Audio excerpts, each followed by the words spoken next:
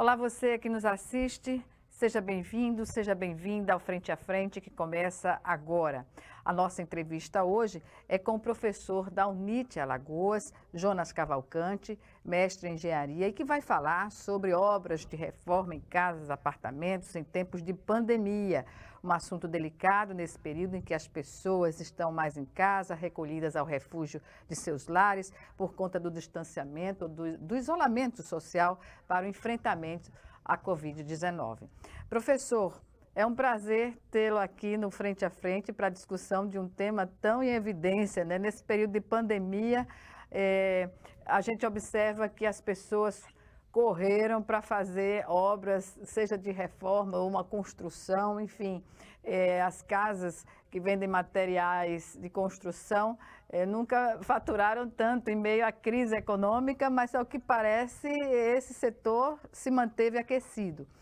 Eu lhe pergunto, dentro desse universo, né, da segurança, do que vamos tratar aqui na entrevista, essas questões que envolvem, é verdade que envolve a construção, né, ou a reforma, interiores de apartamentos, por exemplo, já demandaram até questões jurídicas. E obrigado mais uma vez aqui. Então, Gorete, bom dia. Eu que agradeço o convite, tá? Bom, sim, né, realmente, por conta do risco associado a uma reforma, né, realmente podem existir e já existiram questões jurídicas associadas. Por quê? Porque muitas vezes essas reformas elas são feitas de maneira irregular, sem o devido acompanhamento técnico, especialmente pelo pessoal achar que é algo simples, que não promove nenhum risco, que, enfim, pode acabar não prejudicando ninguém, e na verdade isso não é real, né? Uma simples reforma, muitas vezes, eu só quero fazer a remoção de um pequeno trecho de parede, ou sei lá, fazer a mudança do piso do meu apartamento, mas sem remover o piso existente, assentando piso sobre piso, enfim, algo que pode parecer simples, né? Algo que pode parecer casual, pode sim acabar promovendo sérios problemas na edificação como um todo e acarretando um sério risco para os demais moradores. Vamos começar pelos prédios novos. Há sistemas construtivos que não permitem nenhum tipo de reforma, não é isso, professor? Perfeitamente. Quando nós falamos de sistemas construtivos de edifícios, nós temos de maneira geral, tá? Logicamente que existem diversas tecnologias novas, mas trazendo os principais, nós temos sistemas em concreto armado, que é aquele sistema clássico de viga, pilar e laje, né? Assim, você enxerga, trazendo para uma linguagem coloquial, seriam colunas, né? Você observa as colunas de edificação, muitas vezes elas ficam aparentes, em conjunto com as vigas e as lajes. Existe também as edificações em estrutura metálica, né, são perfis metálicos, né, a geometria do perfil metálico ela é característica, né, são aquelas vigas que têm formato de uma letra I, né, o pessoal consegue identificar bem. E existe também um sistema construtivo que é o da alvenaria estrutural. A alvenaria estrutural é um sistema que faz uso de blocos, tijolos, com fins estruturais. Então, esses elementos que compõem as paredes da edificação, eles são sua própria estrutura. Nesse tipo de sistema, em hipótese alguma, é possível promover reforma. Por mínima que seja, eu quero só fazer a abertura de uma porta, não é recomendado. Quero integrar a sala com a cozinha, não é recomendado. Por quê? Porque nesse tipo de sistema, como já foi falado, as paredes elas são a estrutura da edificação. Então, qualquer reforma que venha a alterar, remover, modificar esses elementos, não são permitidas. Bem, dentro desse universo das reformas, né, eu queria levantar aqui um caso recente, ocorrido aqui em Maceió, de um prédio inteiro no Trapiche da Barra, que foi isolado devido a uma reforma feita de forma, digamos assim, até irresponsável por uma moradora, né? Sem comunicação a síndico, resolveu fazer a reforma e colocou lá. Qual é a situação? Geral isso, esse entendimento. As pessoas, elas fazem as reformas sem acompanhamento nem de um engenheiro, nem de arquiteto, nem de... Enfim, não tem nem a planta do imóvel para entender onde deve quebrar e onde deve ser preservado.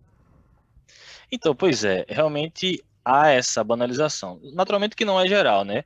Existem sim reformas em que o pessoal faz a procura de profissionais que possam ser responsáveis técnicos para que essas avaliações e essas conclusões sejam tomadas. Mas, assim, de fato, nós temos, né, exemplos de algumas situações de reformas sendo feitas de maneira irresponsável, sem o acompanhamento de um profissional, e que você simplesmente faz a No contratação de um olhômetro, né? pedreiro. Exato. Um pedreiro, bom mestre de obra, e aquela clássica situação de que o pedreiro já tem 20 anos de experiência com construção, ele sempre construiu, nunca teve nenhum problema. Mas não é assim, né? Cada edificação é uma edificação e deve naturalmente ter a avaliação clínica adequada. Então, nesse caso dessa reforma do Trapiche, né, que realmente ficou famosa nos grupos de WhatsApp, né, os vídeos e as fotos do caso, chamou atenção porque, em geral, né, por mais leigo que se esteja no assunto, sabe-se que, por exemplo, uma viga, um pilar, uma coluna, basicamente, é um elemento que não deve ser mexido, né? Você pode fazer uma reforma por mais leigo que você seja, e ao identificar que ali existe uma coluna, ali existe uma viga, você, né, teme a remoção desse elemento por saber que isso tem uma responsabilidade para fim de segurança da estrutura. E no caso dessa reforma do Trapiche, foi exatamente um pilar, e era um pilar com uma seção, né, uma geometria robusta que estava sendo destruído, né? Eu não sei em que situação se deu a interrupção da obra, mas quando se deram conta da situação e a obra foi interrompida, o pilar já estava bem comprometido, já tinha sido bem deteriorado. E aí é nesse universo que mora o perigo, né? Porque uma danificação de um pilar de uma edificação dessa, ele pode levar ao colapso da estrutura como um todo e aí o acidente ser muito sério, né? Colocar em risco a vida de muitas pessoas. Pois é, porque quando se constrói um edifício, né, já se projeta, já se calcula em médio o peso que cada pavimento vai sustentar, além da sua estrutura própria, mas de móveis, né, tudo que envolve. Então, mexer nisso sem o acompanhamento é algo que remonta à irresponsabilidade passível de ação judicial, né, professor? Exatamente, assim, já entrando no mundo do direito, assim, de maneira bem ignorante, que eu não entendo nada do assunto, mas Ambos. pois é, numa situação dessa, é passível sim de você, se porventura chegar a promover algum homicídio, né, alguém acabar perdendo a vida por conta de um acidente desse, é passível de ser um homicídio doloso, né, que você assumiu o risco, sim, Uhum. do acidente, né, não é por ignorância, são situações em que deve sim ser tomada extrema cautela por conta da problemática, porque muitas vezes, num caso de uma reforma de um apartamento, você coloca em risco a vida de muita gente, né? Se a gente faz um comparativo aí com relação a riscos, há até uma, uma brincadeira, não chega a ser uma brincadeira, mas um comparativo que se faz entre um erro de um engenheiro estrutural e de um médico, que o erro de um médico ele coloca em risco a vida muitas vezes de um paciente, e um erro de um engenheiro estrutural no cálculo de uma estrutura ele coloca em risco a vida de muitas famílias.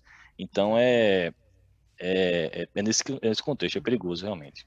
Professor, que sinais visíveis para uma pessoa leiga pode chamar a atenção de um profissional numa construção que indique que ela pode correr o risco de ter algum problema nesse sentido?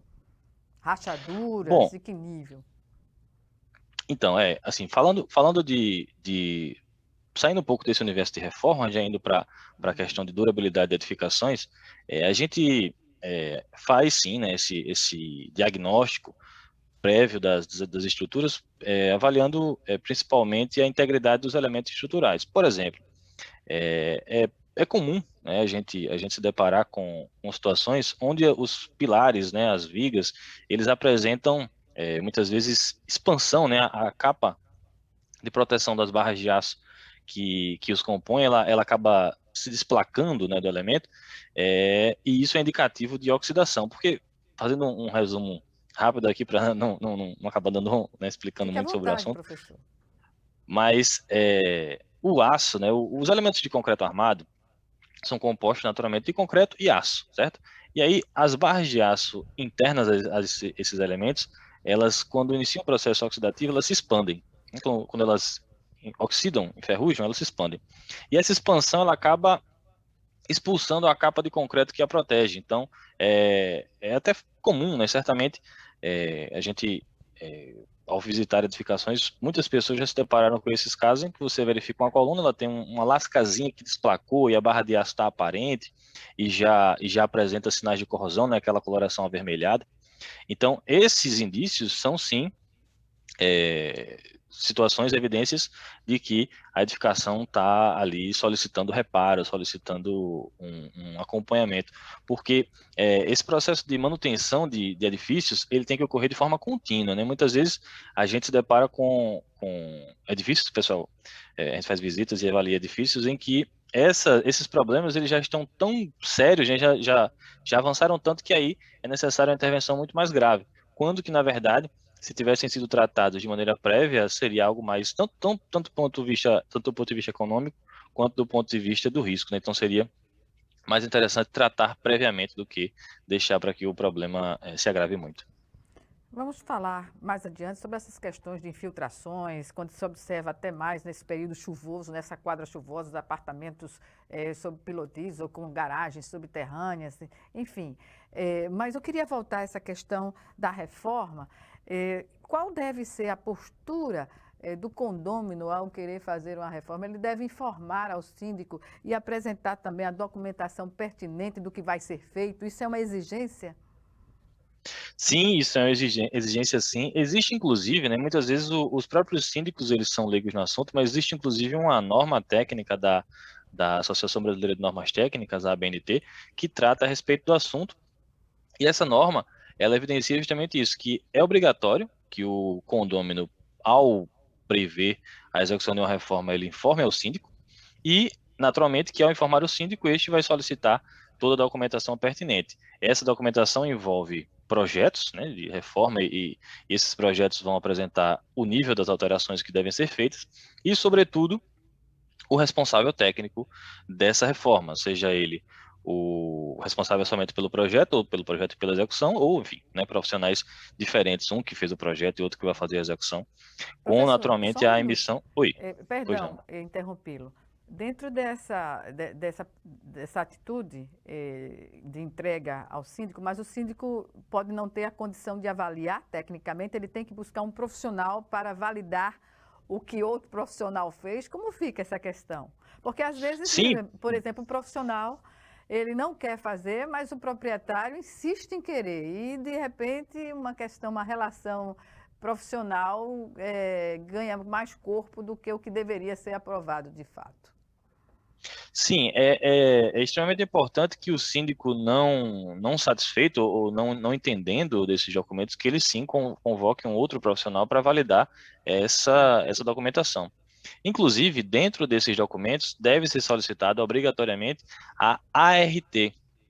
A ART é uma sigla para anotação de responsabilidade técnica. Essa anotação de responsabilidade técnica, ela é emitida pelo CREA para responsabilizar um profissional para a devida ação. Então, por exemplo, se um engenheiro ele vem a se responsabilizar por uma reforma de um apartamento, ou seja, naturalmente ele avaliou e assume o risco daquela execução, ele emite esse documento e esse documento tem peso legal, né, para a responsabilização dele para aquela finalidade.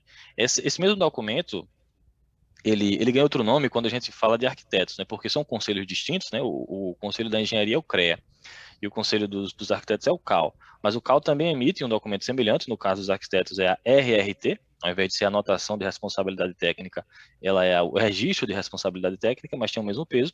E dentre os documentos exigidos pelo síndico para validação da execução da reforma, esses documentos têm que estar necessariamente envolvidos.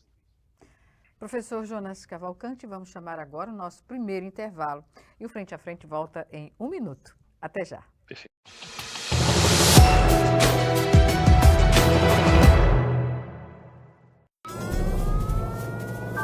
Há mais de 40 anos, um grupo de médicos criou uma organização de emergência médico-humanitária capaz de oferecer ajuda às pessoas em meio a desastres naturais, epidemias ou guerras, atendendo os mais necessitados sem se importar com raça, religião ou ideologia. Hoje, Médicos Sem Fronteiras envia equipes totalmente preparadas para responder a emergências por todo o mundo. Nossos profissionais são financiados por pessoas como você e eu. Conheça-nos, participe, apoie, porque juntos chegamos mais longe.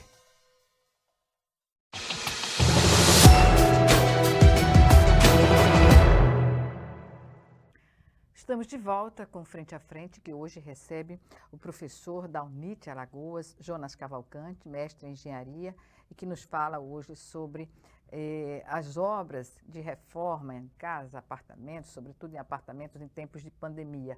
Um assunto que tem muito delicado, né? Sobretudo nesse período em que as pessoas estão mais isoladas, mais em casa e, portanto, não só a segurança sobre a obra, é o que a gente está falando, mas também essa convivência que tem que ter digamos assim, uma condição de não perturbar o condomínio em geral. Mas isso se consegue com bom senso, né, professor? Estabelecendo formas de viabilizar a obra sem que ela se transforme numa tortura para quem está em casa, né? Pois é, nesse período de pandemia em que, né, muitos de nós inclusive da educação, estamos em home office, né, por conta dos riscos do coronavírus, estamos, né, a maior parte do tempo em casa, trabalhando de casa, então a gente entende perfeitamente que uma reforma nesse contexto ela é um incômodo considerável, né, sobretudo por questão de geração de ruído, muitas vezes até sujeira mesmo, né, poeira acaba invadindo os apartamentos, e isso realmente é bem incômodo. Naturalmente que o bom senso ele deve Prevalecer. preponderar, pois é, nesse caso, e naturalmente também que o respeito das regras do condomínio, né? O condomínio certamente traz regras de horários específicos para a ocorrência dessas reformas, né? Geração de barulho, local para destinação dos entulhos, o local específico para tráfego dos operários e descarte e transporte de materiais, tudo isso visando naturalmente interferir o mínimo possível, vamos dizer assim, na vida dos outros moradores. Interferir, inclusive, por exemplo, elevadores, né, de serviço social, muitas vezes o elevador que vai conduzir o material tem que ter uma proteção para não avariar o patrimônio do condomínio. Tudo isso tem que ser visto, né? Tem que ser observado. Exato, exatamente, assim, tem que definir essa rota, né, e essa logística do transporte do material, tanto para descarte do entulho como chegada dos materiais novos, e o tráfego dos operários da reforma. Então, tudo isso deve ser destinado previamente para que não comprometa a vida dos outros moradores, que a rigor não tem nada a ver com a reforma, né? Pois bem. Agora, sobre as questões de segurança nas reformas, que estávamos falando no primeiro bloco. Nós falamos um pouco sobre a questão nos edifícios novos e os edifícios antigos, que muitas vezes nem a planta mais está disponibilizada, né? Apartamentos, prédios com 25, 30, 40 anos, né? Como agir diante de uma situação como essa? E sobre o ponto de vista também de como a sindicância vai atuar quando ela não disponibiliza desses instrumentos. Então, é uma pergunta interessante porque a gente se depara com esse tipo de prática continuamente, sabe? Especialmente em edificações mais antigas, como você bem trouxe, muitas vezes a gente não tem mais acesso realmente aos documentos, a projetos que foram desenvolvidos, né? Lógico que é interessante fazer essa busca, né? A rigor, o condomínio ele deve ter uma via digital desses projetos, desses documentos, mas muitas vezes não existe realmente, muitas vezes ele se perde no tempo. E aí, então, pois nessa situação, a gente faz uma avaliação da situação real da estrutura. Então, faz um levantamento, por mais que não exista projeto, você vai em loco, faz esse levantamento, essa medição e essa reprodução desse projeto para fins de avaliação. E com relação à avaliação de resistência dos elementos executados, existem ensaios, né, que conseguem estimar essa resistência. Em situações mais críticas, você consegue, inclusive, remover, né, logicamente que locais seguros, partes desses elementos para levar em laboratório e aí sim fazer essa comprovação da resistência local.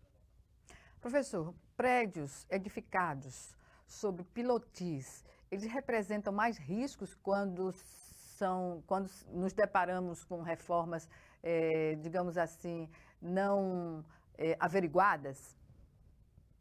Então, quando a gente fala de edificações que são apoiadas sobre pilotis, naturalmente que a execução da edificação, né, ao longo dos pavimentos, ela soma cargas nesses pilares da região mais baixa, ou seja, os pilares dos pavimentos térreos ou pilotis, eles naturalmente têm a responsabilidade de sustentar toda a edificação. Ou seja, um pilar que se localiza no pavimento coberto da edificação, ele está naturalmente menos carregado que esse mesmo pilar no pavimento térreo, porque no pavimento térreo ele está somando a carga de todos os pavimentos.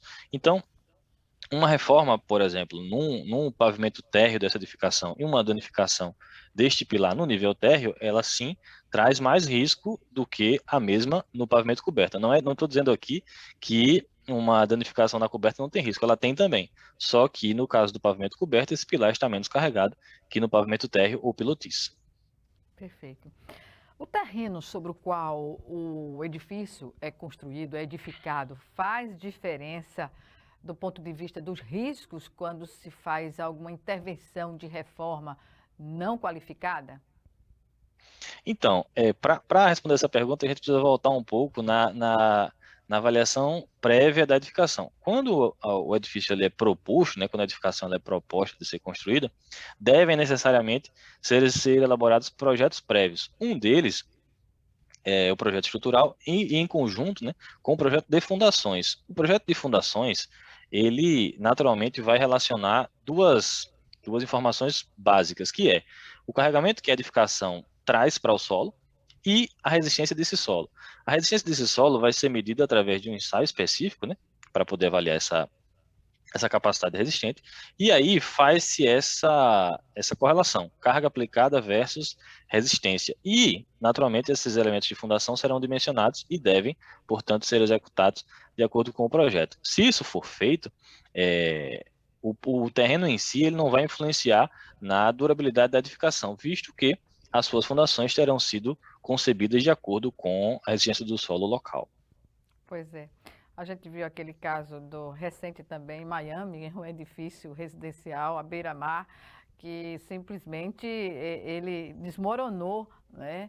E tinha feito até uma revisão recentemente, e isso coloca, assim, as pessoas que moram em áreas litorâneas, né, em dúvida sobre a segurança em relação ao terreno, né? A edificação, a sustentação do prédio vai depender basicamente dessas questões que o senhor colocou? Sim, naturalmente que em cima dessa minha fala prévia, existe também a ação do tempo, né? Então, as edificações elas vão necessitar passar por manutenções periódicas ao longo de sua existência, porque naturalmente nada é para sempre. Então, por mais que bem dimensionado, ou bem dimensionado não é o termo correto, mas dimensionado da forma correta e executado de acordo com o projeto, uma edificação ela terá sim um tempo de vida útil. Naturalmente que ela não vai durar para sempre. E ao longo desse tempo de vida útil, ela deve passar por manutenção. No caso de edificações litorâneas, nós temos um agravante que é a presença de agentes agressivos, né, em função dos íons de cloro que existem nas regiões marinhas. E aí, Maresia, né? exatamente, para popular maresia. A presença dessas substâncias, ela acelera o processo de degradação das estruturas, especialmente o aço. E, naturalmente, que esses fenômenos devem ser tratados, né? As estruturas merecem essas manutenções, e aí sim, esses acidentes, eles são mitigados. Pois é, eu fico imaginando aqui como, por exemplo, no continente europeu, as edificações que remontam séculos e séculos estão lá, inteiras, né? Muitas vezes imóveis geminados, parece, a impressão que dá é que um dá apoio ao outro, né?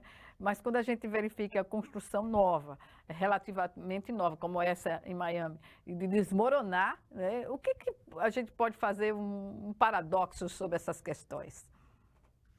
Veja só, realmente muito se discute a respeito disso. Na antiguidade, não tão antiga, nem tão antigamente assim, mas há uns anos atrás, o processo de avaliação estrutural ele era mais Rigoroso? limitado. Na verdade, assim, não se tinha acesso a tanta tecnologia como temos hoje. Então, o que é que acontece? Hoje, com o advento das tecnologias, a gente consegue explorar os materiais de forma mais otimizada. Ou seja, buscamos sempre, né, linkando resistência com economia, mas buscando sempre utilizar os materiais na sua capacidade de resistência máxima. Ou seja, visando economizar, a gente não vai gastar material em excesso para fins de execução de estrutura. Naturalmente que, né, dentro dos limites de resistência de norma. Mas, na antiguidade, não se tinha esse cuidado. Na verdade, não se tinha essa capacidade de otimização. Então, muitas vezes se pecava por excesso. Então, as edificações elas eram executadas sem esse parâmetro de otimização. Então, faz-se esse comparativo de que tem edificações muito mais antigas que não apresentam problemas que edificações novas hoje já trazem de maneira recorrente. Há até um termo que exemplifica bem, né, a estrutura dessas edificações, como paredes de igreja, que são Exato, exatamente. largas, né? Exatamente. É o excesso que o senhor acaba de colocar, não é isso? É um dos casos, exatamente. Uhum. Pois bem, nessa questão ainda do pilotis, né, os edifícios, então, tanto os antigos como os novos, né, aproveitam, os novos principalmente, aproveitam ao máximo os espaços e, nesse sentido, está colocada aí as garagens que são no subsolo do edifício, né, colocando ali os pilares para sustentação também. A presença de umidade nessas áreas ou de infiltração de água, sobretudo nesse período da quadra chuvosa, deve ser visto de que forma, professor? Então, a presença de água em edificações, ela não deve ser problemática desde que tenha sido prevista, né? Naturalmente que os sistemas de infiltração, de impermeabilização, eles devem funcionar, né?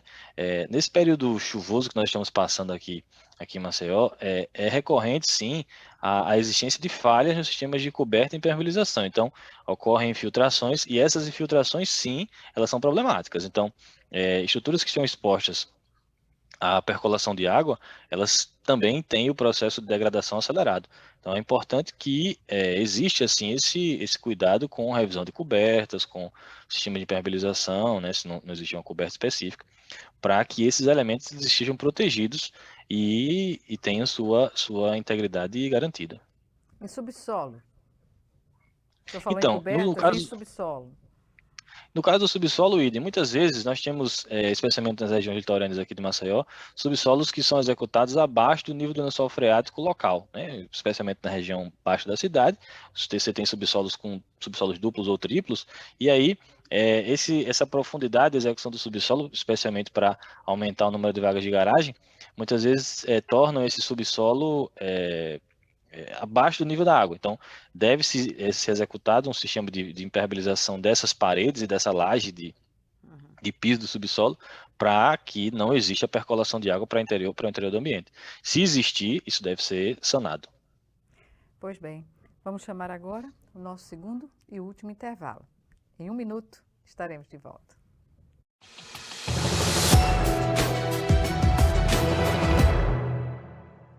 Se tem algo que precisamos ficar de olho, é na segurança das nossas crianças e adolescentes. Violência sexual, uso de álcool e drogas, trabalho infantil, situação de rua e desaparecimento de crianças são exemplos do que precisamos prevenir e denunciar. Disque 100 e denuncie qualquer violação dos direitos das crianças e adolescentes. Baixe também o aplicativo Proteja Brasil no seu celular. Respeitar, proteger, garantir. Todos juntos pelos direitos das crianças e adolescentes. Do Doar sangue é seguro e não dói. O Hemocentro de Alagoas utiliza a mais alta tecnologia para fazer a coleta de sangue. Para doar sangue, é necessário ter mais de 18 anos, pesar mais de 50 quilos e apresentar um documento de identificação com foto. O doador não pode ter contraído doenças como a hepatite, sífilis, AIDS e doença de Chagas. Mais informações é só ligar 3315 2106. O Hemocentro de Alagoas precisa de você.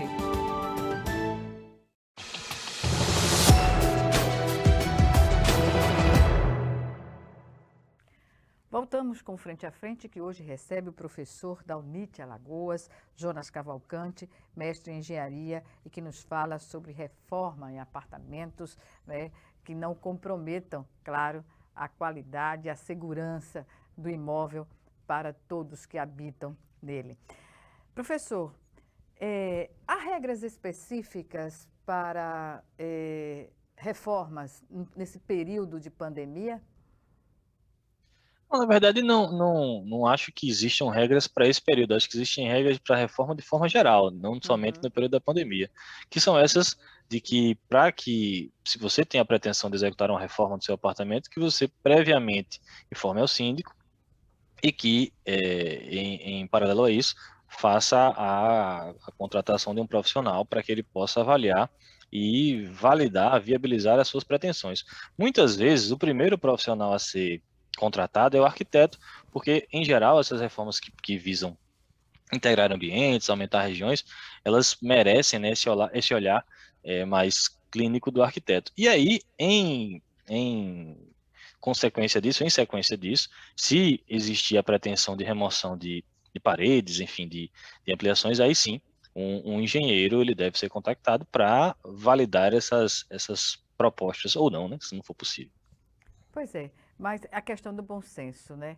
Se a obra vai trazer benfeitorias, elas são úteis para, digamos assim, a manutenção da qualidade do imóvel, essa segunda questão, ela tem prioridade num contexto mais amplo do bom senso da realização da obra, não?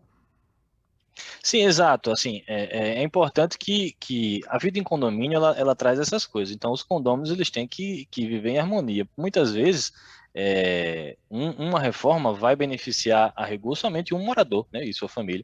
Os demais não seriam beneficiados disso. Mas a vida em condomínio ela presume esse entendimento. Então, se essa reforma ela está sendo proposta de forma legal, né, de forma técnica possível, tudo muito bem validado, não há por que se opor a isso. Naturalmente que isso vai trazer incômodos, né, como a gente falou anteriormente, barulho, resíduos, enfim, mas que quem mora em condomínio está sujeito a isso e, né, ter paciência e aguardar concluir. Pois bem.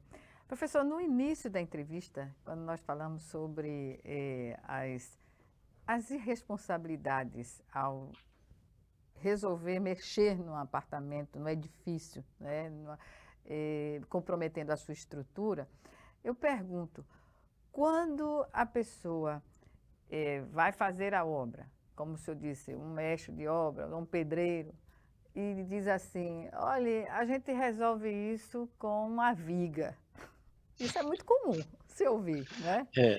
É comum. Isto é um risco, digamos, em que nível isso se coloca como risco para o edifício? É um risco tremendo, essa situação aí é um risco tremendo. Logicamente que deve-se ser avaliada a situação de forma geral, né? Existem casos em que sim é possível fazer o reforço de um trecho da edificação, colocando ali uma viga, mas essa viga não é qualquer viga, né? Deve ser uma viga dimensionada para tal, avaliar todas as circunstâncias, mas qualquer intervenção na edificação, por mínima que seja, deve sim ser avaliada por um profissional e feitos todas as validações de cálculo para que isso seja implementado. Não é, em hipótese alguma, isso pode ser executado no achismo, né? Muitas vezes o pedreiro, o mestre de obras, ele se resguarda na sua experiência, né? Eu já tenho muitos anos de experiência, nunca tive nenhum problema, pode confiar que vai dar certo, e não é bem assim, né? As edificações, elas merecem uma atenção especial porque cada caso é um caso, então isso deve ser executado com muita cautela. E se faz muito hoje nas novas construções a intervenção dessa reforma ainda na edificação, não é? quando o comprador do imóvel deseja fazer alguma alteração. Isso já é feito antes mesmo de a obra ser entregue, não é isso? Sim, existem edifícios mais novos em que os próprios projetos eles já são concebidos permitindo algumas possibilidades de execução. Por exemplo, digamos que você tem um imóvel e você tem a possibilidade de ampliar sua sala, ou diminuir a sala e aumentar o quarto.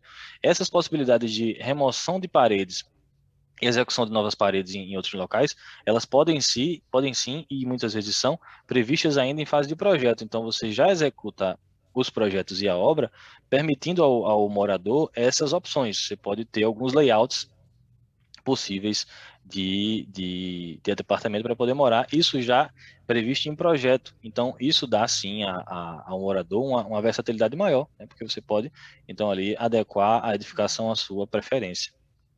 Nessa quadra chuvosa, o que o senhor enumeraria assim, de observação do ponto de vista da segurança dos edifícios, sejam eles novos Então, ou antigos?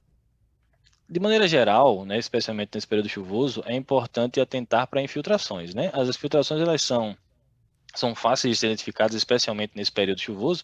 Então, se existirem infiltrações aparentes na edificação, que elas sejam tratadas de maneira breve, né? Não se deve negligenciar esse tipo de falha, porque muitas vezes uma infiltração por não aparentar trazer sérios riscos, com o passar do tempo, isso pode comprometer sim o trecho da edificação ou até mesmo, de maneira mais séria, a estrutura como um todo.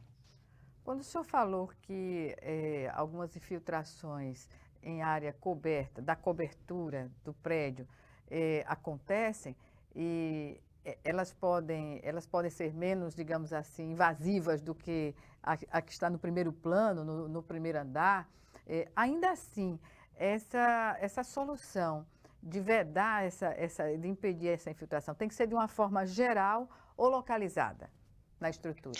Não, deve-se avaliar o nível da infiltração que está ocorrendo. Se for Uhum. uma situação pontual, essa solução pode sim ser tomada de maneira mais pontual. E se existirem diversos Localizada. pontos de Uhum. infiltração, exato.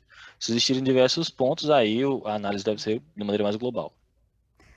Situações em que paredes aparecem, digamos, como se fossem descascadas, parece que a parte de reboco, melhor dizendo, fica esfarelando. O que isso significa numa construção? Então, esse tipo de fenômeno ele é muito comum na parte inferior das paredes, né, naquela região próxima ali ao solo, muitas vezes próximo ao solo mais ou menos 1 metro de altura. Uhum. Esse fenômeno ele acontece por conta da percolação de água do solo pela alvenaria. Esse fenômeno ele ocorre Traduzindo, por professor, perdão, não compreendi. Isso acontece como? Popularizando o entendimento. Então, vamos lá, eu vou deixar de usar os termos tão técnicos. Uhum. A situação é a seguinte: existe umidade no solo, existe água no solo, certo? Decorrente de muitas vezes lençol freático que é alto ou recorrência de chuvas, então existe essa umidade no solo. A alvenaria, as paredes que são executadas, elas são feitas com materiais cerâmicos, né? Materiais com base de argila. E esses materiais, eles têm naturalmente a capacidade de absorver água, absorção de água. Se essas paredes elas forem executadas sem impermeabilização, ou seja, você executar o apoio dessa parede no solo, seja isso uma viga, ou seja isso um alicerce, sem a devida impermeabilização, essa água presente no solo ela sobe, né? Ela chama de percolação da água, ela sobe pela parede. Por quê? É uma situação semelhante, dando um exemplo simples. Se você pega um copo com água e você posiciona um guardanapo e molha só a ponta desse guardanapo e aguarda, você percebe que essa água ela começa a se expandir Uhum. na vertical, né? Percolando pelo guardanapo. É algo Ela semelhante. emerge, Que é- né? Uhum. Exato. É algo semelhante que acontece nas paredes. Então, se essa impermeabilização não for feita previamente, esse problema ele é bem recorrente e é bem cômodo, né? De E se ver. mas ele não compromete a segurança da construção, seja mesmo que ele apareça, digamos assim, num primeiro ou um segundo andar? Então, no caso da percolação no segundo andar, isso não é muito comum, porque os únicos Uhum, pavimentos que estariam em contato com o solo seria o térreo, né? E o térreo teria uhum. esse problema. No caso da infiltração no segundo andar, ela certamente não será por água proveniente do solo. Pode ser um vazamento numa tubulação, pode ser uma infiltração na fachada, a água da chuva está incidindo ali, mas a percolação do solo no segundo andar não é Mas comum. Aí pode teria que acontecer. verificar, Aham, pois não. eu teria que verificar essas outras causas, somente Pois isso. é. Mas poderia ocorrer num primeiro andar com pilotis? Não, pelo mesmo raciocínio anterior, se a parede não está em contato com o solo, não teria essa causa possível. Seriam outras causas que teriam que causar esse problema. Professor, a questão da fiscalização, aí eu volto a tratar dessa questão em relação aos edifícios antigos, né, na cidade. Eh, faltaria assim uma fiscalização mais permanente, digamos, dessas situações, de se verificar o tipo de reforma que é feito, porque normalmente os fiscais vão aos edifícios, seja do CREA ou da prefeitura, para verificar a parte externa do edifício. Externa, digo, subsolo, pilotis, a parte social, aquela não é feita uma fiscalização por unidade habitacional, digamos. Seria necessário? Então, realmente assim, essa questão da avaliação, da fiscalização da unidade, ela acaba entrando em choque com a questão da, da autonomia do morador, né, da entrada Uhum. de profissionais que não, talvez não sejam do seu interesse que eles entrem na sua unidade. O que é que se recomenda? Naturalmente que os órgãos de fiscalização, eles não vão ter capacidade de fiscalizar todas as reformas que ocorrem. O que se recomenda é que os vizinhos, né, ou o próprio condomínio, se houver algum tipo de resistência do morador, que esse sim ele denuncie, né? Existem canais para informe dessas irregularidades, seja junto ao CREA ou seja junto à prefeitura, e aí sim esses profissionais, esses fiscais, perdoe, poderão fazer a visita direcionada né, e tomar as devidas providências, seja embargando a obra ou solicitando a existência de um profissional responsável e essa situação ser, portanto, resolvida. Mas qualquer dano que ocorra em decorrência de uma obra que não foi fiscalizada, que não foi responsabilizada por todos esses condicionamentos que o senhor colocou, não só o proprietário, mas o síndico também cabe uma parcela de responsabilidade? Sim, eu acredito que sim, porque uma reforma ela não vai acontecer de maneira sem que os demais fiquem cientes, né? Por mais silenciosa que seja, uma reforma ela vai dar evidência de que está acontecendo. E aí os demais moradores e o síndico devem sim tomar providência se essa não foi previamente informada, como a gente falou anteriormente. Então, se for algo é, não permitido, vamos dizer assim, né? Deve-se sim ser tomadas as demais medidas de informe a um fiscal e aí as questões legais vão passar a ser tomadas, né? Professor, então o que deve prevalecer é a responsabilidade e o bom senso, né? São Sempre. essas duas condicionantes para que uma obra de reforma seja feita dentro dos critérios estabelecidos e com segurança, não só para o morador, né, mas para o restante dos moradores do imóvel. Perfeitamente. Primeiramente, a segurança deve ser prezada, né? Então, se você pretende executar uma reforma, se tem pretensão disso, que busque orientações de profissionais responsáveis, que não faça isso com pedreiros ou mestres de obras, pessoas que não tenham atribuição para julgar a validade disso ou não. E aí sim, né, se isso for de fato validado, que faça um informe aos demais moradores, que esses possam solidarizar com a situação e que aceitem, né, a execução dessa reforma durante o período que ela for ocorrer da melhor maneira possível, sem atritos, né, Claro. sem reclamações.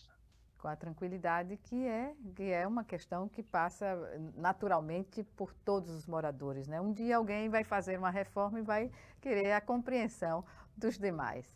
Professor, Exatamente. estamos no minuto final da nossa entrevista. Algumas considerações que o senhor queira fazer? É somente reforçar isso, né? Se a gente tem ciência que nesse período de pandemia muitas pessoas estão passando mais tempo em casa e em virtude disso, inclusive, percebem a necessidade de algumas modificações e alterações no layout da residência para tornar o local mais acessível, muitas vezes, ou mais cômodo para desempenhar seus trabalhos em home office, e aí partem para esse viés de execução da reforma.